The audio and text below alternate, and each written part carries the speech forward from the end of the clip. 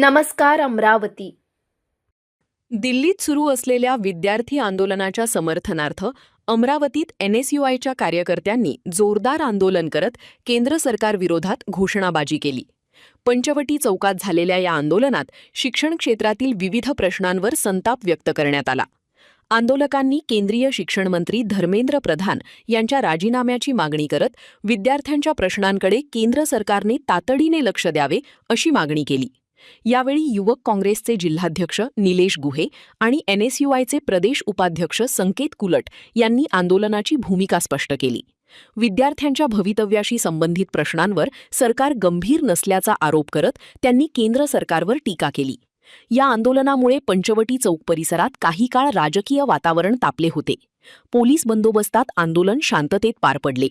विद्यार्थ्यांच्या विविध मागण्या मान्य होईपर्यंत संघर्ष सुरूच राहील असा इशाराही आंदोलकांनी यावेळी दिला. गेल्या 25 दिवसापासून सोनम वांगचुक यांचं आंदोलन चालू होतं.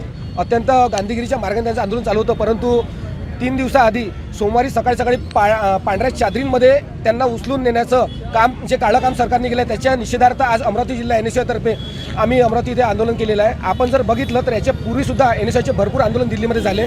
पाण्याची बौछार करून विद्यार्थ्यांना पांगवता आलं असतं, परंतु त्यांच्यावर लाठीचार्ज करून इंग्रजांची वाटचाल हे चालू असल्याचं आज मोदी सरकारच्या काळात सिद्ध झालेलं आहे. तरी जोपर्यंत धर्मेंद्र प्रधान यांचा राजीनामा होत नाही तोपर्यंत NSUI कुठे तीडभरही मागं हटणार नाही असं वचन मी देतो.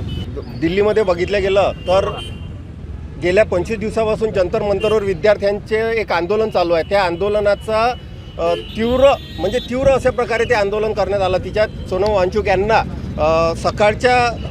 सकाळच्या टाईमला त्यांनी उचलून घेऊन गेले त्यांच्या समर्थनार्थ, आणि जे विद्यार्थ्यांवरती त्यांनी लाठीचार्ज केला याच्या समर्थनार्थ राहुलजी गांधी यांनी जे आंदोलन केलं त्यांना राहुल गांधींना पण मारहाण करून, पोलिसांनी मारहाण करून आणि अटक करण्यात आली. या मुजोर सरकारचं, या मुजोर मोदी सरकारचं पुरं भारतभर हुकुमशाही चालू आहे.